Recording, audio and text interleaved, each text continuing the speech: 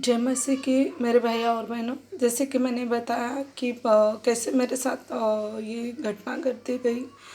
तो जैसे मेरे ऊपर किसी ने जादू टोना किया हुआ था।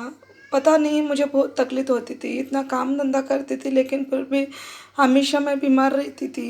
लेकिन फिर भी बच्चों के लिए कुछ करना चाहती थी करके मैं खुद का कभी बीमारी का मैंने ये नहीं किया। लेकिन फिर भी मुझे बहुत तकलीफ़ होता था, सर में तकलीफ़ होता था और किधर भी थोड़ा-सा भी अंधेरा रहेगा तो बहुत डर लगता था मुझे। और मतलब टॉयलेट में, बाथरूम में ऐसा हमेशा मुझे काला हाथ दिखता था और मुझे इतना तकलीफ़ मतलब इतना डर लगता था। तो रात में मैं बाथरूम जाने के लिए भी उठने से डरती थी, लेकिन नींद भी नहीं आती थी। जैसे कि पति बहुत तकलीफ़ करता है तो रात में नींद नहीं आती तो बार-बार जाना तो पड़ता है, लेकिन हमेशा मुझे शैतान डराता था। ऐसा करके जैसे कि शैतान ने मेरे मन में जैसा एक लालच दे दिया कि अभी ये कमा रही है, इससे ज़्यादा फंड बेशि चलाएगी तो और ज़्यादा कमा पाएगी करके, और ज़्यादा मतलब पैसा अपने पास रहेगा, ये मेरे मन में ऐसा आने लगा। तो मैंने भाई लोग को बोला कि मैं बीसी फंड चालू कर रही हूँ करके। तो भाई लोग मेरे वो ऊपर बहुत ज़्यादा विश्वास करते थे, क्यों तो मैं हाँ, पहले से ही लेके बहुत ईमानदारी से चली कि किसी को 10 रुपए भी रहेगा तो फटाक से वापस दूँगी, और ऐसे सब बहुत भाई लोग को मालूम था करके बहुत भाई लोग मेरे पास आए फंड लगाने के लिए। और मैंने ऐसे ऑफ़र रखी कि जैसे कि जो शैतान ने मेरे बुद्धि को बाँध के रखा था, मुझे कुछ नहीं समझ में आया कि अपना तोटा क्या है, फ़ायदा क्या है। तो मैंने ऐसे ऑफ़र रखी कि 1000 रुपए लगाएँगे तो 1000 का साल में मैं 15,000 दूँगी। ब्याज से लो, उठाओ या ना उठाओ। दूसरी जगह जो फंड लगाते हैं उधर 1000 रुपए को 13 या 14,000 वो भी ब्याज से उठाने पे देते हैं। इतना पैसा नहीं, ब्याज से वो यूज़ करेंगे तो नहीं दे देते इतना। मैंने ये सब ऑफ़र रखा और कोई ज़्यादा ब्याज से नहीं लेता था, और मैं क्या कर रही हूँ, क्या नहीं कर रही हूँ, ये मुझे खुद को नहीं पता चल रहा था। लेकिन फिर भी मेरा कर्जा बढ़ते चल रहा था। 3-4 साल मैंने वो फंड चलाया। मैं करती ही गई और हर साल में जैसे फंड फूटने का टाइम आया तो अगर पैसा नहीं हो रहा है बराबर घटा तो ब्याज से निकाल के वो लोग को दे देती थी, लेकिन मेरा नाम अच्छा रखने के लिए। लेकिन ये मतलब मुझे समझ में ही नहीं आ रहा था कि मैं खुद क्या दलदल में डूबती जा रही हूँ।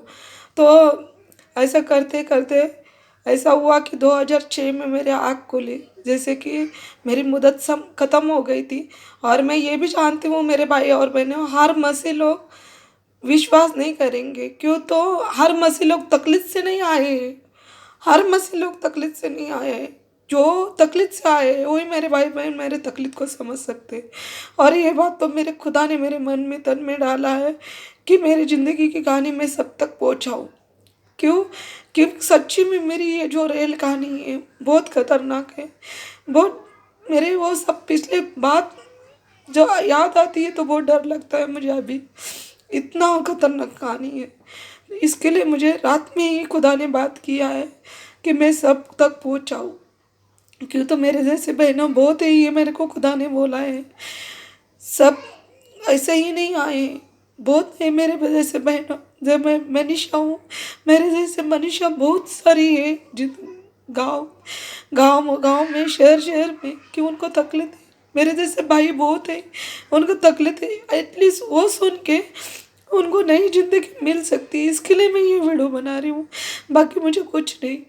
फिर वो ऐसे लालच की वजह से मेरा ये सब उल्टा हो गया। फिर मुझे पता चला कि मेरे साथ क्या हो रहा है। अभी मैं क्या करूँ? पति भी तो साथ देने वाला नहीं है। पति भी तो कभी मुझे 1 रुपए भी कभी से ला के नहीं देगा। अभी मैं किसके जुबान पे ये कर्जा फेड सकती हूँ? कौन मुझे मदद करेगा? कुछ नहीं समझ में आ रहा था, कैसे चलूँ, किधर चलूँ?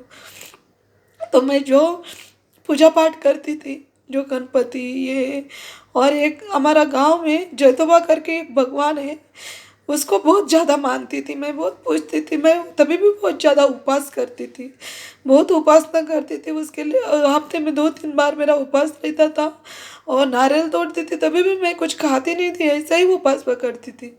लेकिन जैसे कि मुझे मेरे ज़्यादा हो गया है तो मैं अपने बच्चों को उसकी तस्वीर के सामने लेके बैठती थी और उसकी पूरी पूजा करती थी मैं, और उसके आगे गिड़गिड़ाती थी, उसको बोलती थी जैतूबा मुझे बचा ले, मुझे ये तकलीफ से निकाल जाए तो माँ, मैं ऐसा उसके आगे भी जैसा अपनी प्रार्थना करते ऐसा ही उसको बोलती थी मैं सामने सामने तस्वीर में कि जे तो माँ मुझे बचा, मुझे कैसा रास्ता दिखा तू, ये कर, क्या तू बोलेगा मैं वो करूँगी, ऐसा मैं प्रार्थना करती थी। लेकिन बोलते हैं ना, जैसे सच्ची है जो भगवान हमें बनाता है वही परमेश्वर हो सकता है, जो हम उसको बनाते हैं वो काय का परमेश्वर हो सकता है, या फिर पाप करके जो मरते हैं वो काय का परमेश्वर हो सकते हैं। ऐसा ही हो गया, उसने कुछ मेरी हेल्प नहीं की। लेकिन एक दिन ऐसा हुआ कि मेरे मन में शैतान ने इतना बड़ा डाल दिया कि अभी आत्महत्या ही करना चाहिए करके। कुछ नहीं बचा है तेरी ज़िंदगी में, हमेशा यही शैतान डराता रहा। मेरे बदन में बहुत कांटे आने लगे, मेरे को बहुत डर लगने लगा। मैं बोला अबे मेरी ये ज़िंदगी ख़त्म ही हो गई है, अभी किधर है मेरी ज़िंदगी, बचने का कोई भी चारा नहीं है। क्यों तो ये जो साथ देने के लिए कोई नहीं है मेरे आगे पीछे, माँ बाप तो नहीं है, लेकिन बहन मेरी कुछ ज़्यादा बात नहीं करती है और वो खुद के लिए ही नहीं कुछ कर पाती है, वो उसके लिए भी मुझे ही करना पड़ता है। तो कौन मेरे साथ देगा? मेरा भाई है वो भी ऐसा ही बड़बड़ करता है, उसके लिए भी मैंने ही सब कुछ किया। जो बहुत बेवड़ा था, दारू पीता था, उसके लिए भी मैं ही बहुत ज़्यादा कोशिश किया, उसकी दारू छुड़ाया, सब कुछ किया। तो वो क्या मेरे लिए करेगा? उसकी पत्नी के पास नहीं रहता था, पत्नी उसको नहीं रखती थी, ये सब। तो क्या करूँ, कैसा करूँ, कुछ नहीं समझ में आ रहा था। यही मेरी ज़िंदगी की जो कहानी है रियल, मैं सब अभी अगली वीडियो में बताऊँगी क्या हो गया मेरे साथ। जय मसीह।